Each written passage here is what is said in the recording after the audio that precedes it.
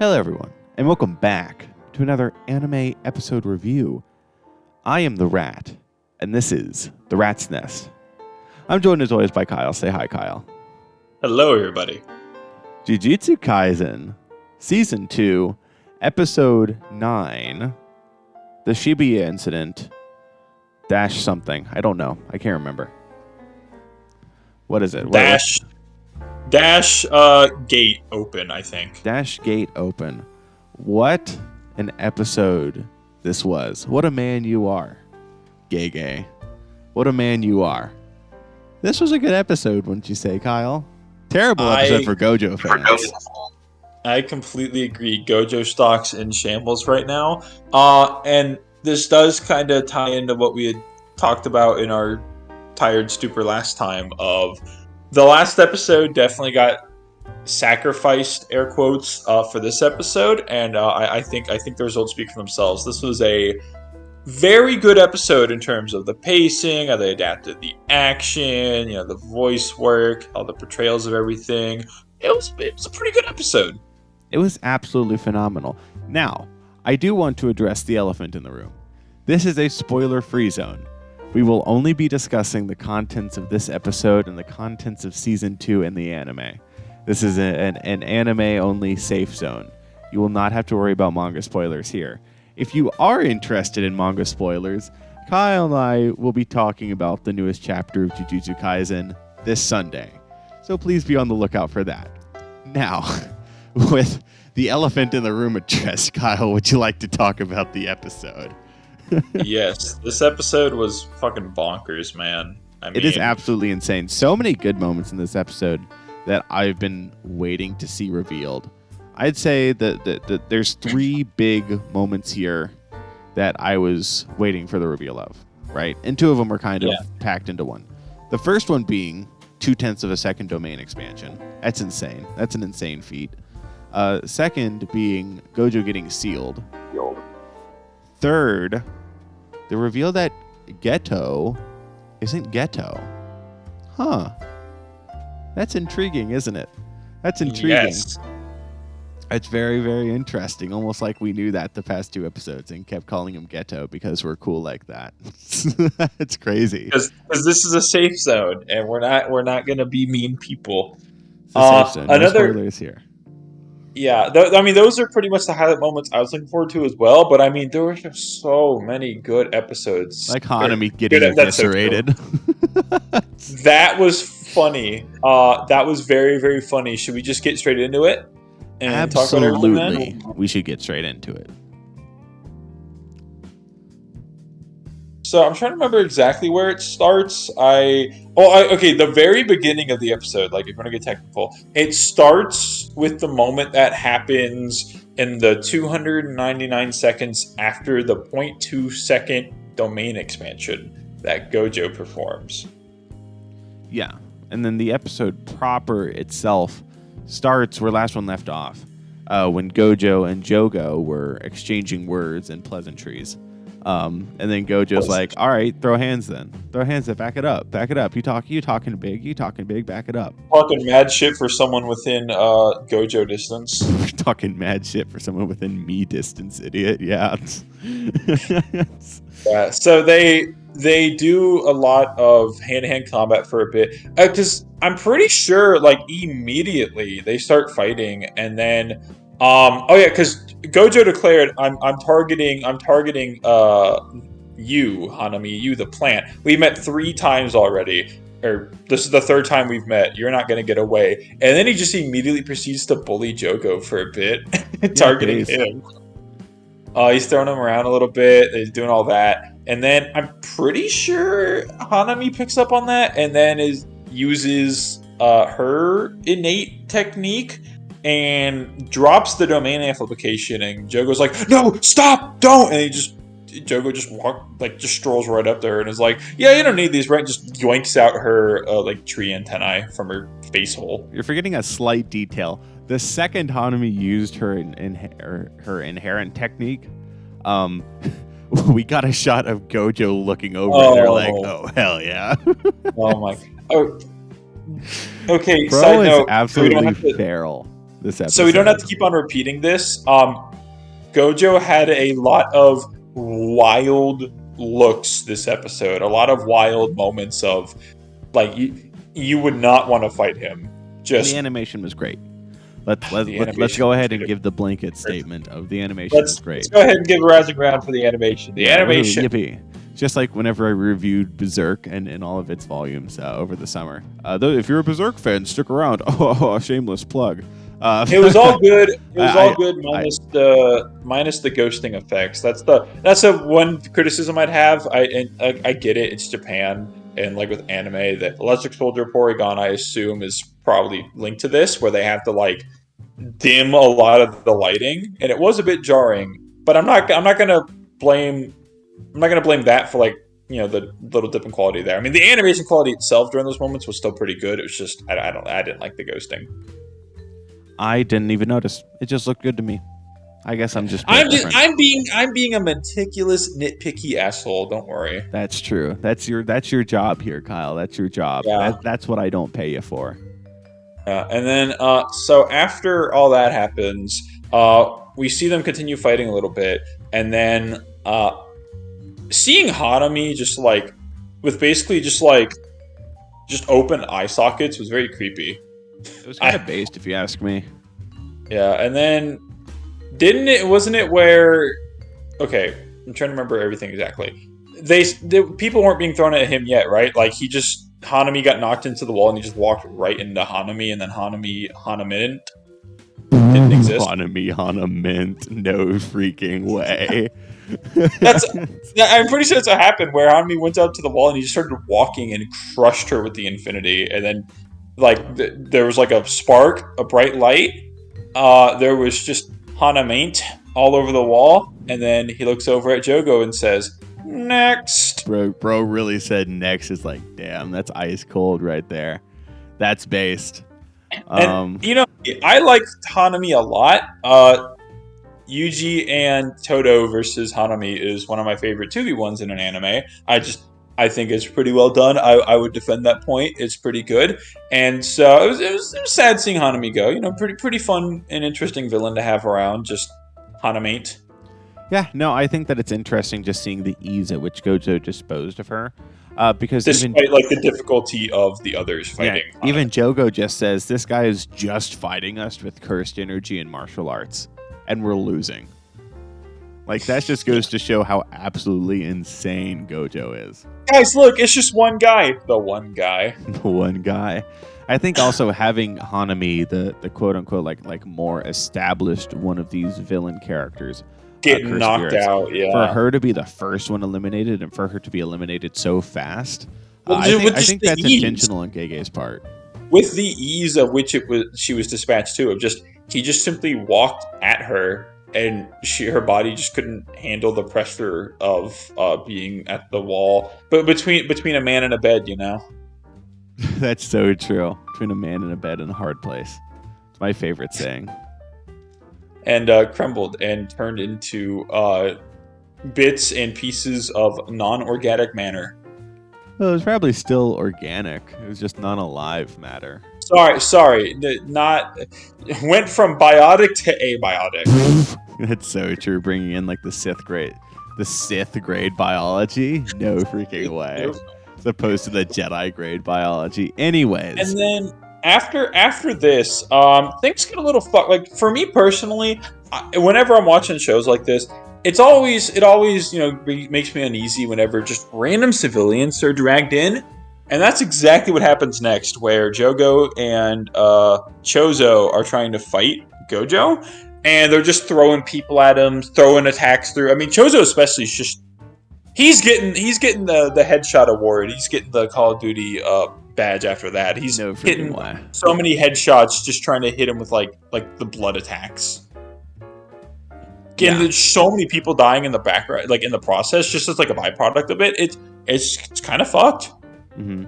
And this is where we also get a little scene with Yuji, and he goes to the woman, and she's like, well, I was going on the train, but they said they were full, they didn't need me. But then she transforms, and Yuji's like, oh shit. No. And then we see the people down where Gojo is, and they're like, "Yo, a train is coming," and you're like, "Oh no!" Or like, "This is gonna end so well for everyone here."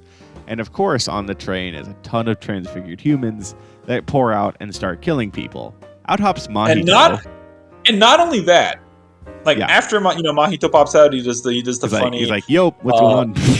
Based. I love that. He's very chill with murdering all these people. Not only that, but Hanami's roots are also destroyed, and even more people funnel in. So let's look at the situation right there.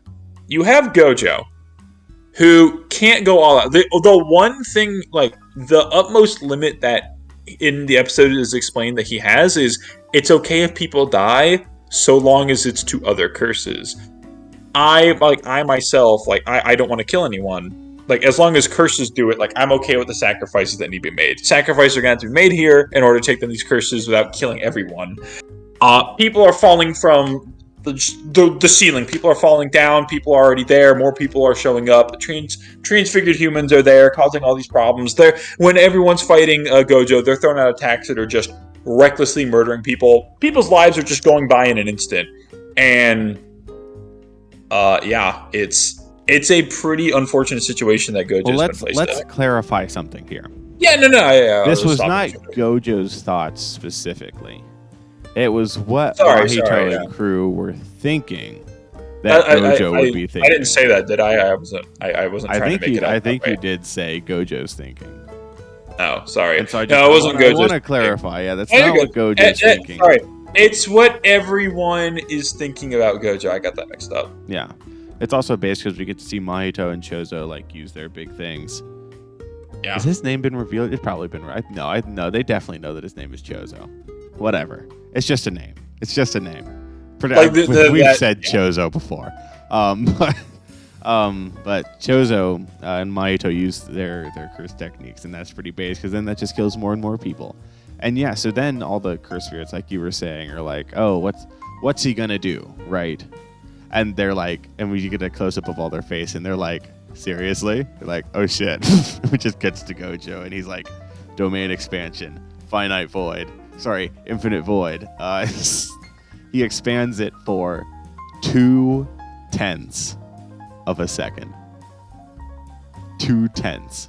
Not much, not long at all, but it's enough to. And there's some, I forget, like I don't remember who the narrator is exactly, but there's some narration about how this was like internally what Gojo assumed would be like the limit normal non-curse wielding like humans could interact with his domain.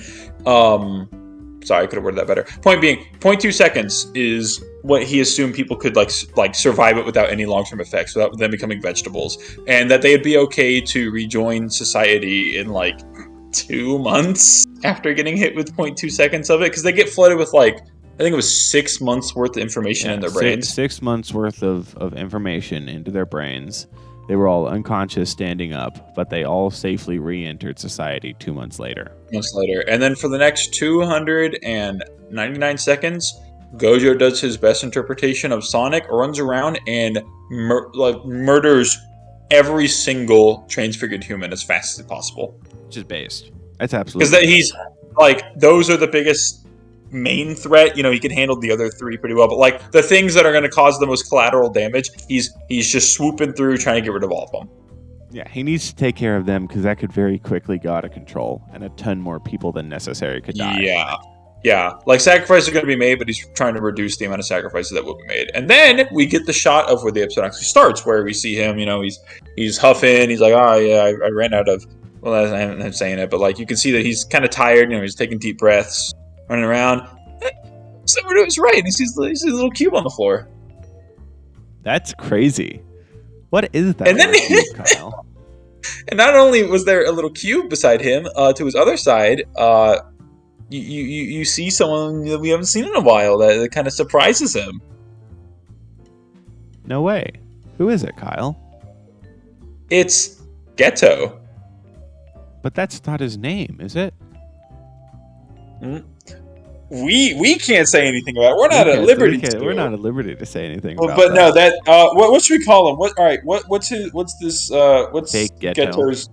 What's the temporary nickname? Fake Geto.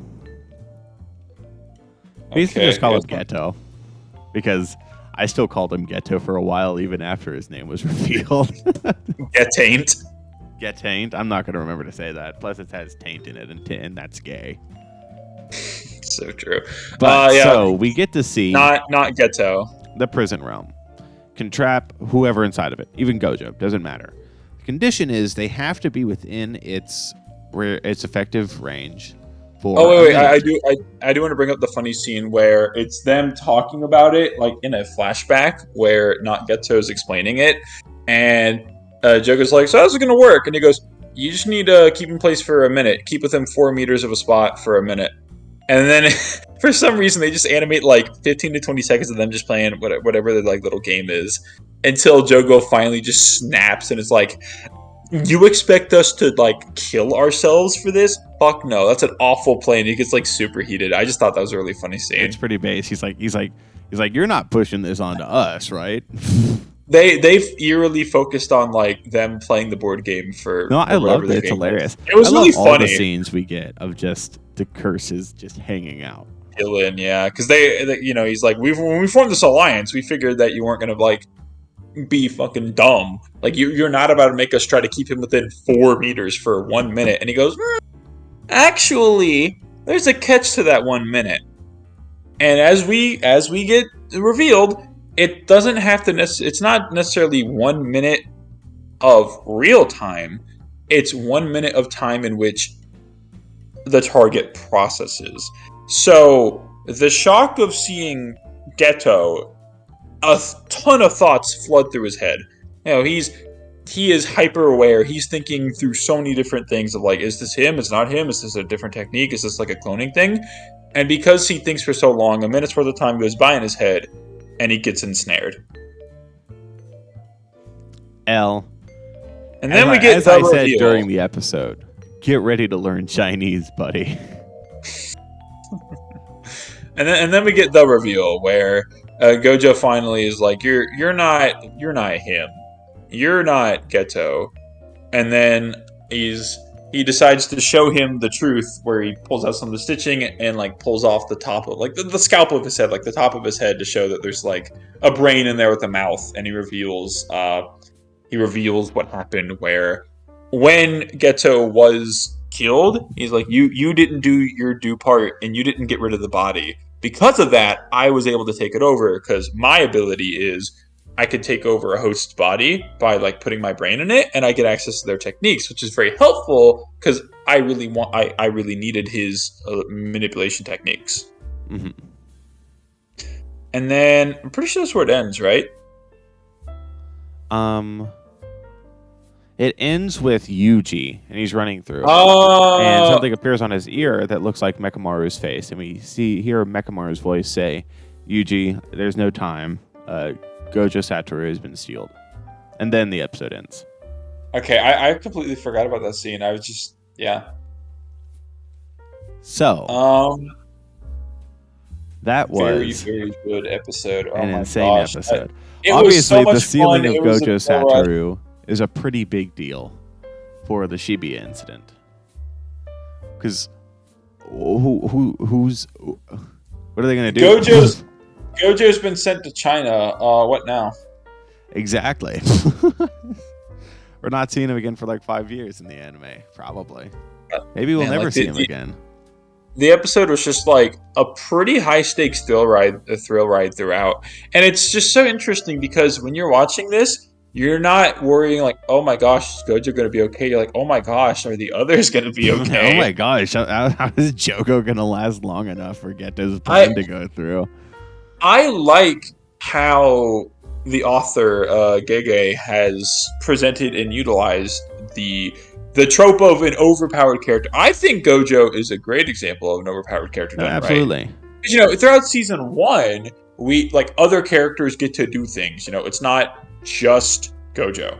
Gojo does help a lot, and he does like the Hanami thing where he shows up and he does that. But LeMayo. we see what's happened now. He's getting sealed, so it's like, okay, shit's kind of starting to hit the fan. How will everyone else respond to How the will correct Jujutsu crisis? Kaisen his way out of this one? God damn it! how will Yuta Akutsu his way out of this one? No freaking way. We did get Yuta name dropped. We got to see him a Did that little bit happen in too. the manga? Did that happen in the manga? I think they name drop him in the manga. Yeah. Yeah, because Gojo says like, "Don't you better underestimate us," and then he's like, "Yeah, you kind of got your suitcase packed up not too long ago by Yuta," and then not Geto's like, "He's not you." That's the thing. He's not you, Gojo. Yeah. There's no other you, Gojo. He's not a And now threat. you're not a threat anymore. He's like, I'll see you though in like 100 or 1,000 years or whatever. Maybe I'll let you out, but right now you're just too gosh darn powerful. You're just too gosh darn uncontrollable for the writer. You gotta take a shmee. You gotta head out for a little bit, Gojo. You gotta head out for a little bit. Go to China for a little bit. You gotta go to China for a little bit. You gotta go play with the oh my gosh, Shanghai Sharks. You gotta go play with the Shanghai Sharks for a little bit. And I get that reference surprisingly now because I explained it to him.